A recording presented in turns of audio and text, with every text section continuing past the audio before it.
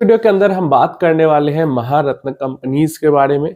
PSU companies आती है महारत्न के अंदर में। देखो 3 कैटेगरी होती है, एक्चुअली में 4 कैटेगरी होती है। Maharatna companies, Navratna companies, mini Ratna 1 and mini Ratna 2 करके कंपनीज होती है। सारी की सारी पीएसयू कंपनीज होती हैं। अब देखो यहाँ पे महारत्न कंपनीज के अंदर में 14 कंपनी आती है, 13 कंपनी आती थी। पिछले साल एक कंपनी ऐड हुई है, HAL हिंदुस्तान एरोनॉटिक्स लिमिटेड। तो ये 14 टोटल कंपनी हो गई है। नवरत्न के अंदर में 9 कंपनी नहीं है, 9 कंपनीज नहीं है, अराउंड 25-30 कंपनीज है।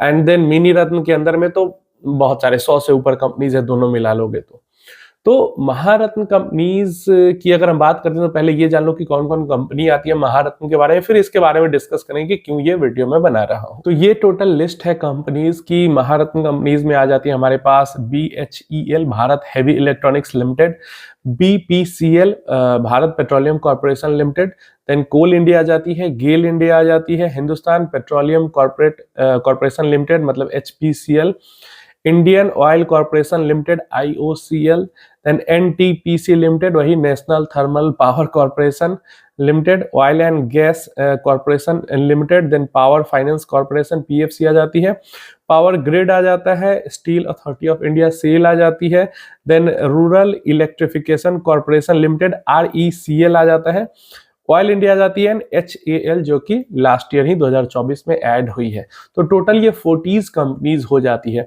अब मैं क्या सोच रहा हूं, आप लोग कमेंट में बताना कि इसके नेगेटिव पॉइंट्स क्या है। मैं यहाँ पे पॉजिटिव नेगेटिव डिस्कस करने की कोशिश करता हूं।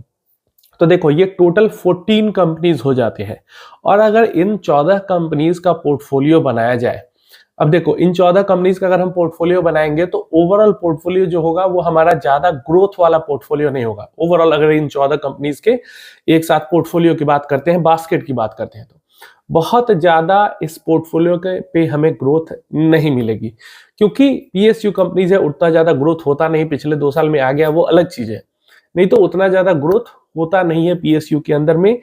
जो पीएसयू का मेन काम है वो है लोगों को सर्विस देना, अच्छी से अच्छी सर्विस देना कम से कम प्राइस पे। तो ये चीज हो जाती है, मतलब सेवा अच्छे से करना, पीएसयू का यही काम है। दूसरा, पीएसयू का काम है ज्यादा से ज्यादा पैसा जनरेट करके सरकार को देना डिविडेंड के रूप में। तो यहाँ पे इन्वेस्ट करने का मुझे क्या लगता है कि अगर थोड़ा सा, जैसे मैं करने जा रहा हूँ, थोड़ा सा म्यूचुअल फंड से पैसा अपना डाइवर्सिफाई करने जा रहा हूँ इन 14 कंपनीज के अंदर में, और इन 40 कंपनीज का एक पोर्टफोलियो बनाने जा रहा हूँ। रीजन इसका जो मैं समझ रहा हूँ यहाँ पे कि ये कंपनी जो है अच्छा खासा डिविडेंड देती है। लगभग ऑन एन एवरेज अगर इन 14 कंपनीज में बराबर बराबर पैसा बांट के इन्वेस्ट किया जाए तो एवरेजली ईयरली 3% से ऊपर का ही डिविडेंड मिलेगा। एवरेज 4% आप मान सकते हो, क्योंकि 3 से 6% तक जो वैरी करता है। 6 क्या, 1-2 स्टॉक में तो 8-9% तक भी डिविडेंड जाता है। तो 3 से लेके और सारे स्टॉक्स मिला के, अब HAL BHEL जैसे स्टॉक्स है जहां पे 1%, 0 पॉइंट समथिंग भी मिलता है, लेकिन एवरेज वही 3-4%, 4% आप मान के चल सकते हो कि सालाना डिविडेंड बस मिल जाता है।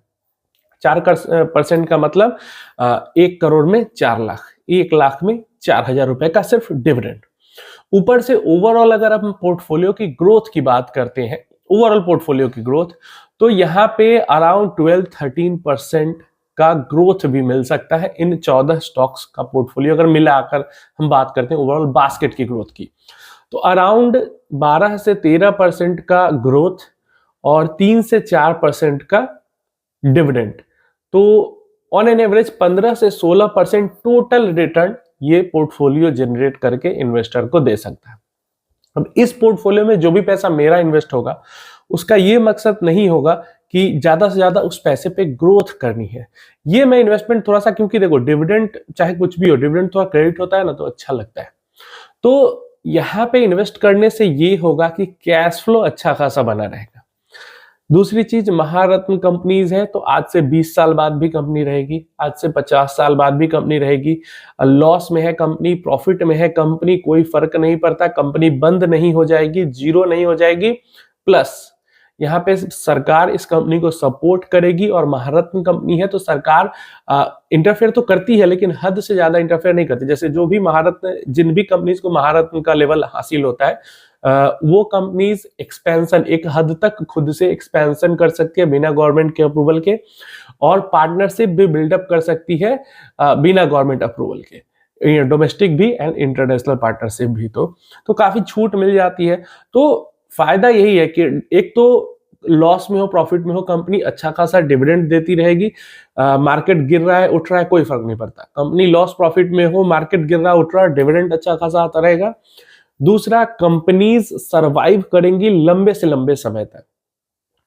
कंपनीज ऐसा नहीं कि आज है 5 साल बाद कंपनी का काम खत्म, कंपनी पैकअप बंद होकर खत्म हो जाएगी, तो ऐसा नहीं। तो ये कुछ चीजें हैं जो कि काफी एक बढ़िया, ये जो पूरा पैक है 14 पोर्टफोलियो का, उसको 14 स्टॉक्स का जो पोर्टफोलियो है उसको बना देती है। ग्रोथ एक्सपेक्टेशन नहीं है, कैश फ्लो है इसका एक्सपेक्टेशन। नुकसान क्या है ये मैं बता देता हूँ। नुकसान ये है कि एक तो कि अगर मैं म्यूचुअल फंड में सिर्फ स्मॉल कैप के अंदर इन्वेस्टेड रहता हूं तो 18 से 20% तक भी रिटर्न जनरेट हो सकता है, टोटल रिटर्न, और यहाँ पे सिर्फ वही 15-16% का ही टोटल रिटर्न जनरेट हो पाएगा, तो 3-4% के रिटर्न का लॉस है। अब एक्सेप्शन तो स्मॉल कैप में भी 25% हो जाता है किसी साल, तो इसमें भी किसी साल 20% हो जाएगा टोटल, तो वो एक्सेप्शन अलग चीज है। लेकिन ऑन एन एवरेज जो म्यूचुअल फंड स्मॉल कैप में इन्वेस्ट करके मैं बना सकता हूं, उससे 3 से 5% कम यहां पे रिटर्न जनरेट होगा। पहला ये है। दूसरा, यहां से जो डिविडेंड मिलेगा मुझे, वो अभी जो टैक्स जो नियम कानून है, रूल्स रेगुलेशन है, मेरी जो इनकम टैक्स की स्लैब होगी उसके अकॉर्डिंग वो डिविडेंड टैक्सेबल होगा, तो टैक्स थोड़ा सा हाई लगेगा।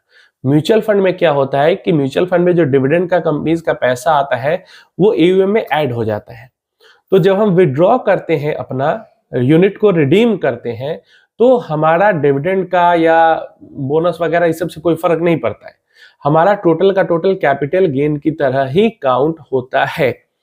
तो म्यूचुअल फंड में थोड़ा सा ये टैक्स का बेनिफिट हो जाता है। क्लियर है? तो ये फायदा म्यूचुअल फंड में है, और ये थोड़ा सा निगेटिव अगर डायरेक्टली मैं यहाँ पे पोर्टफोलियो बिल्डअप करता हूं तो है।